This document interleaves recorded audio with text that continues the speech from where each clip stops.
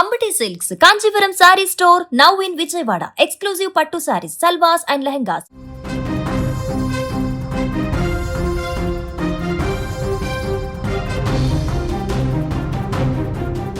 ప్రేమ ఉన్మాదంగా మారితే ఎంతటి దారుణానికైనా ఒడిగడతారని చెప్పడానికి ఈ ఘటనే నిదర్శనం. ప్రశాంతంగా ఉండే ఆ కాలనీలో ఒక్కసారిగా ఆర్తనాదాలు మిన్నంటాయి. తనను కాదని రెండో పెళ్లి చేసుకుందనో లేక పాత కక్షలో తెలియదు, కానీ సునీత అనే మహిళ ప్రాణాలను మొదటి భర్తే అత్యంత పాశవికంగా బలి తీసుకున్నాడు. చేతిలో కత్తులు, వెంట పెట్రోల్ డబ్బాతో వచ్చి అడ్డొస్తే తగలబెట్టేస్తానంటూ హల్చల్ చేసిన ఆ ఉన్మాది ఉదంతం ఇప్పుడు నగరం మొత్తం ఉలిక్కిపడేలా చేసింది. ఇక్కడ వనస్థలిపురం గ్రీన్ సిటీ కాలనీలో పట్టపగలే వెన్నులో వణుకు పుట్టించే ఘటన అది.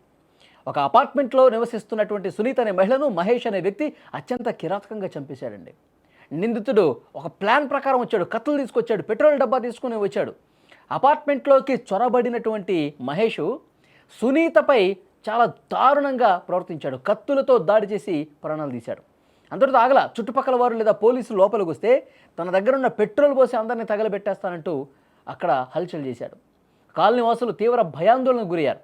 ఉన్మాది చేతిలో ఉన్న ఆయుధాలు చూసి ఎవరు కూడా లోపలికి వెళ్ళే ప్రయత్నం చేయలేదు. ఎందుకంటే లోపలికి వెళ్తే మనల్ని కూడా ఆ కత్తులతో ఎక్కడ నరికేస్తాడని చెప్పి. ఒకవైపు నరికి పూర్తిగా రక్తపు మడుగులో సునీత పడిపోయింది.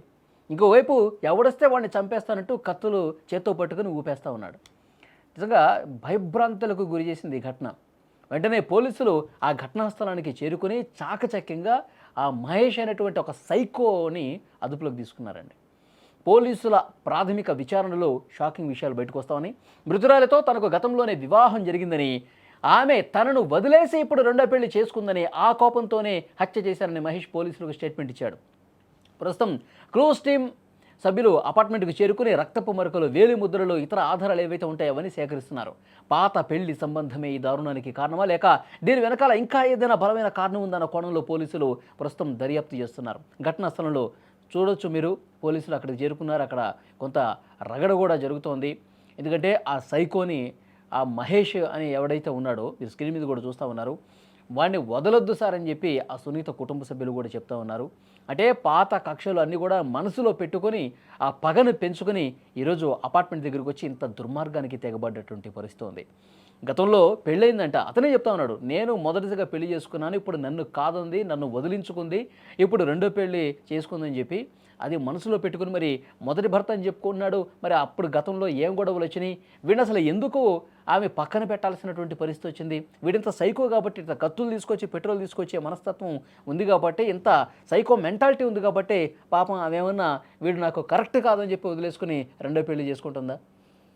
సో ఇవన్నీ కూడా అసలు గతంలో ఏం జరిగిందో కూపీలాగుతున్నారు. ఈ సునీత కుటుంబ సభ్యులను కూడా వివరాలు అడిగి తెలుసుకుంటా ఉన్నారు. మహేష్తో ఎప్పుడు పెళ్ళయింది, ఎన్నాళ్ళు వాళ్ళు కలిసి ఉన్నారు, వాళ్ళ మధ్య ఎందుకు గ్యాప్ వచ్చింది, గొడవలు ఏం జరిగినాయి, వీడిప్పుడు ఇంత సైకోలాగా బిహేవ్ చేయడానికి కారణం ఏం కనిపిస్తోంది, వీడింత దుర్మార్గంగా పెట్రోల్ బాటిల్ తీసుకొని లోపలికి వచ్చేంత సాహసం ఎట్లా చేయగలిగాడు, ఇవన్నీ కూడా పోలీసులు ఆరా తీస్తున్నారు, కూపీలాగుతున్నారు మొత్తం కూడా. సో ఆ అపార్ట్మెంట్ దృశ్యాలు కూడా మీరు చూడొచ్చు. పట్టపగలండి, హైదరాబాద్ మొత్తం ఒక్కసారిగా షేక్ అయిపోయినటువంటి ఘటన.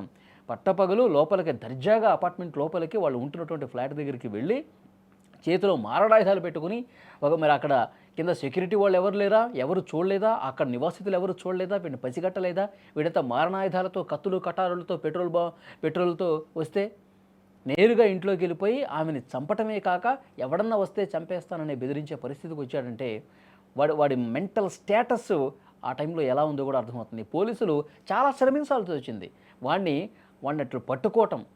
అప్పటికే రక్తపు మడుగులో పడిపోయింది పాపం, ఆమె స్పాట్లోనే చనిపోయినట్టుగా సమాచారం వస్తుంది.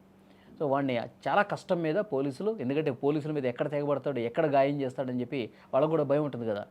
సో వాడు మరీ సైకోగా బిహేవ్ చేస్తే కాల్ చేస్తారు పోలీసులు, అందులో డౌట్ లేదు. వాడిని ప్రాణాలతో పట్టుకోవాలన్న ఉద్దేశంతో కొంత టైం తీసుకొని అయినా శ్రమించి వాడిని పట్టుకొని ఇప్పుడు స్టేషన్కి తరలించినటువంటి పరిస్థితి. వాడిని విచారిస్తూ ఉన్నారు. మరోవైపు కుటుంబ సభ్యులను కూడా ఎంక్వైరీ చేస్తూ ఉన్నారు. ఏంటి గతంలో ఏం జరిగిందని కూడా వివరాలు సేకరిస్తున్నారు. 1-2 రోజుల్లో పూర్తి సమాచారం బయటకు వచ్చే అవకాశం ఉంది.